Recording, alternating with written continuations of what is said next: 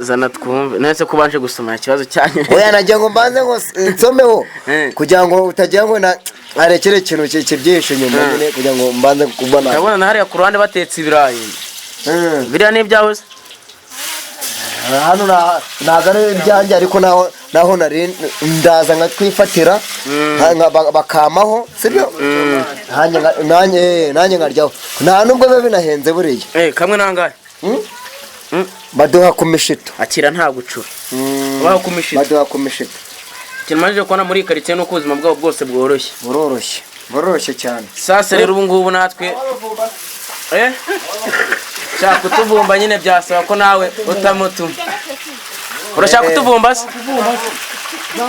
ngwino tuvumbe nari papa wacu hoya nta kibazo uriya nawe ni papa wacu mbonye ngana na papa sijya kuri arinze papa kabigikara ariko mwe mugabanyisha akavuye muvuga mugabanya gasako zana eto ahita nivuga amazina dore sutama dore sutama bakwita nde papa wacu ubundi ku izina ryanjye banyita Karimbura ese ko numva warimbuye ibintu byinshi cyane n'ibicyo nakwikundira agacupa ukunda agacupa cya Imana ijye gufasha ukabona none se njye nuye hano hirya hano ariko mu mudugudu wa Rwamagana urahabona ukuntu aba ari none se Rwamagana ni ibihe bintu nyine like bihabera nyine by'agatangaza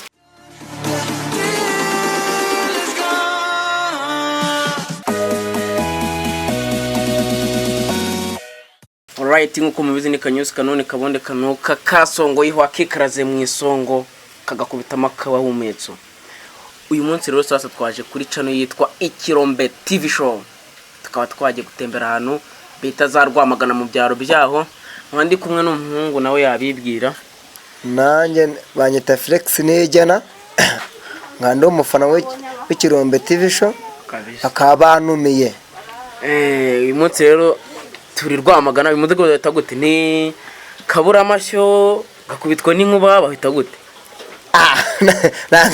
iyo ntago napfa kubimenya biragoye cyane nako se boss wicana ko batatubwira hagiye umudugudu bahita gute umudugudu ntago nkuzi nanjye ndabona ari ni bwa mbere mageze ni kabura amashyo cyangwa gakubitwa n'inkuba kuko ndabona abamahose cyane kimwe muri ibyo ngibyo kabura amashyo byose birajya gusa ariko n'ubundi kimwe muri ibyo ngibyo ushobora kuba ari cyo hako najwe ryawe ryaraheze niba ari utuntu witamo tubiri gitwanye hano mu cyane two tuntu tukunze kwifatira nagashari se nabakita gute bakita gute kaba kanaryoshye kaba karyoshye bya karanurira ntago ari nka yanzo gunywa niba uri kureba inyanza kandi wari butahe ikibungo gahita utahe ikibungo se kandi wari kana mu cyane zo twinywera genda ahubwo se nagusomyeho no kumva nubwo uturutse Kigali ushobora ko waba utakaziho utarigeze ukanywaho zana twumve nese kubanje gusoma ikibazo cyane oya najya ngo mbanze ngo nsomeho kugira ngo utagira ngo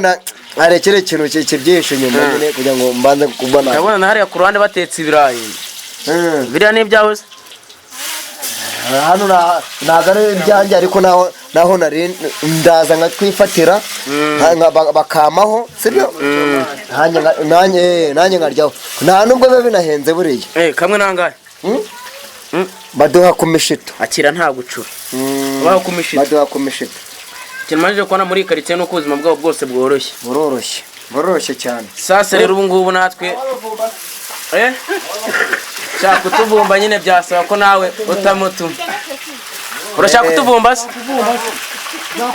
ngwino tuvumbe nari papa wacu hoya nta kibazo uriya nawe ni papa wacu mbonye ngana na papa sijya kuri arinze papa kabigikara ariko mwe mugabanyisha akavuye muvuga mugabanya gasako zana eto ahita nivuga amazina dore sutama dore sutama bakwita nde papa wacu ubundi ku izina ryanjye banyita Karimbura ese ko numva warimbuye ibintu byinshi cyane n'ibicyo nakwikundira agacupa ukunda agacupa cya Imana ijye gufasha ukabona none se njye nuye hano hirya hano ariko mu mudugudu wa Rwamagana urahabona ukuntu aba ari none se Rwamagana ni ibihe bintu nyine like bihabera nyine by'agatangaza. ikintu cya mbere n'urukundo ruhaba gusa.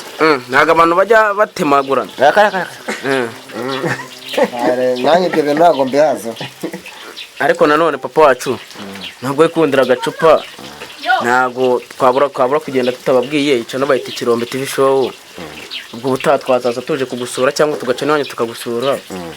Nubwo wikundira agacupa nyine twazagura n'akandi. Nta kibazo, nta bitangaza. Dore urabona muye n'abasaza bangana na Vie, abo nanjye niho turi kuganira.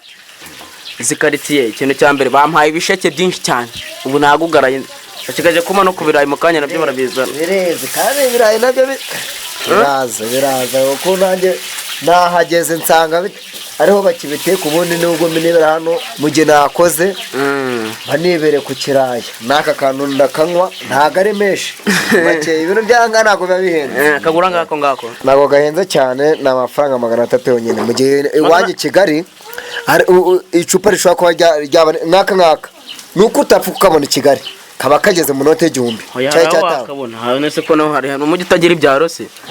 Nta mujyi utagira ibyaro. Mujye nkanje nzi ko ari ahantu utapfa kubona inzoga nk'iyi ngiyi. Wigeze ugeramo se? Cyane abona nahagera. Ubuse nk'umuntu agwa amahirwe akakubwira ati nkujyaneyo, wabyemera cyane wabyemera? Umva nabyemera. Ni igiki uzi nyine Kigali cyaba umva cyo wagenda ugiye kureba cyane cyane? Ubuzima bwaho buroroshye cyane. Ubuzima bwaho buroroshye ntabwo umeze nk'ubwacu iwacu turi abahinze. Nuko n'ubu ngubu ntambaye gutyo kubera ko uyu munsi nakoze nihaye akaruhuko, narenje kwifata n'akantu hangaha kugira ngo mbe nywa. Ako mwana wa ntabwo ibyo boro biraboneka by'ibirayi ngo nihere umushyitsi. Ntabwo biraboneka birabura nawe ubundi. Ako mami mwanditse kuduseka ko biri ubuzima. Ikintu nababwira ni uko muri iyi minsi mucoma bihorere, muri iyi minsi icano yitwa Ikirombe tugiye kujya tuyikoraho ibiganiro byinshi cyane, amakomedi benga after benga. Buri munsi tujye gusura abantu. Babona nk'ubwo twagize rwamagana cyo tuzaba twageze za Kirehe ku mupaka za boda hose. Naje kuganira n'abasaza banjye bikundira akagori. Numvise karyo cyagira ngo bashyamo n'ubuki ni hatari isukari cyangwa za Spadibe. Kakano kararyoha byatanga. Urubyiruko rwinshi rwanga turagakunda. Urubyiruko rwena ubabero n'urubyiruko nyine rwarapfuye. Oya naga rugupfa nyine bwo bararangiye nabone se kano kantu narebe ryabo. Nanjye ndurubyiruko niyo mpamvuze ngo ubwo urubyiruko nabana bangana nka. Nago rwapfuye kubera yuko aka kantu nago kire kunyweye nyinshi. Ariko ngiye ndaza nkifatira kamwe ngagasoma hata nirengeza n'ibirayi by'umusaza hano. Ewana uzaba ragakomeza sha none akamubwiye papa wanjye yicano. Ubu ngubu ngiye ikintu nakwizeza nuko tugiye kuzashaka uburyo tuyana i Kigali ukajya nawe wikoreraho tukayikoraho twese. Kukicano ikintu ikora hano hazajya ajyaho komedi n'ibiganiro. Komedi urabizi se byari byo? Komedi nazo nzi hano urabona kare mu giturage mubona n'inzu zaho. Komedi ni ibintu bisetsa abantu bishimisha abafana bacu. Ubwo se nabimenya we. Ubwo namenya ku buryo nshoko kumera nk'abayaka. Yakura muzi? Njya mwumva. None se ko mbona ari mugenzi wawe cyangwa muravukana? Oya cyangwa nsabi. Nawe yikundira Gatama. Nakunda Gatama. Nese Vie wewe yakura muzi? Sonye umusaza. Najyaga mwumva kera. Ntago no wa kera muri za kangahe. Eka amakuru sinyakurikira kuko imyaka maze kugira ni myinshi. Amakuru cyakurikirana. Cyareka ubwire rero papa wanjye. Buriya yakano umuhungu wacu nawe iberare za Kigali ahantu bita mu Gacyokero cyangwa za Nyanza niba ujye wumva aho ngaho kabisa. Yaka rero ni umusaza nawe nako ni umusore wabaye umusaza kubera agacupa. Buriya agacupa kenshi si keza ariko nyine ni umusaza udusetsa. Oya agacupa kaba keza abasaza nk'ariko igihe tugezemo no gusoma ugasoma gakeya ubundi ukanezererwa nta mutima mubi. Ubu ngubu iyo wagasomye uranezererwa kabisa. Ntabwo ugera ntabwo umeze nk'abandi bagere mu rugo bagakubita abagore. Oya ngiye gukubita umugore rero leta y'iki gihe yagufunga da. baranabiciye buriya ariko arace nta mugabo yo ukemera gukubita umugore kandi nabwo ari na byiza buriya. Umugore ni umwari, ni mutegarugori, ni umwari w'urugo. ntabwo ugomba kuba wamukubita rero. Umugabo wahangaha ikimuranga bumva vime ikimuranga sibyo gukora urugo sibyo akanyuma k'ibintu byo mu rugo bimeze neza. Noneho iby'amakimbirane ariko buretse gato ukigeza hari akandi kazina nigeze kumva baguhamagara ngo ni Ndimbati. Kunze ko Ndimbati wacu w'Ikigali afite inda wenda yagiye bagukubise igipfunsi rafobana. Njyewe rero buriya abantu bita Ndimbati bose sibyo nta nubwo nanjye ngenyine inarama abantu benshi bita ayo mazina. Iryo zina umuntu wese ni umuntu uba wikundira igipolisi. Ukunda ubwo nawe ukunda polisi. Uraje rebe nagiye ko mukono no muvandimwe ibintu ari mukono birabingana cyaba ari ikirunga kingana gutya ugahita upoza neza kikubita neza n'aka kantu ubu ngubu baradushyiramo n'akandi. Wowe se akandi kazina wakuziho ni akahe ina akazina katara nyawe atari Karimbure. atari Karimbure riri ku ndangamuntu. Karimbure ntabwo riri ku ndangamuntu. Karimbure ahubwo ni uko nkunda kunywa agacupa cyane. Karimbure ibiti n'amabuye. Ako kuri kubona yamaze nyine nakubwira. Numvise yarakura ndavuga ngo iyo maje kunywa agacupa wiri bitavuga ati aye boro byaje bari babeze. None se buri ibi bintu reka tubanze twumve ukuntu biba bimeze. Cyo kombe uvuye fakaho nkaho wumva nyuma nombe nanyu byari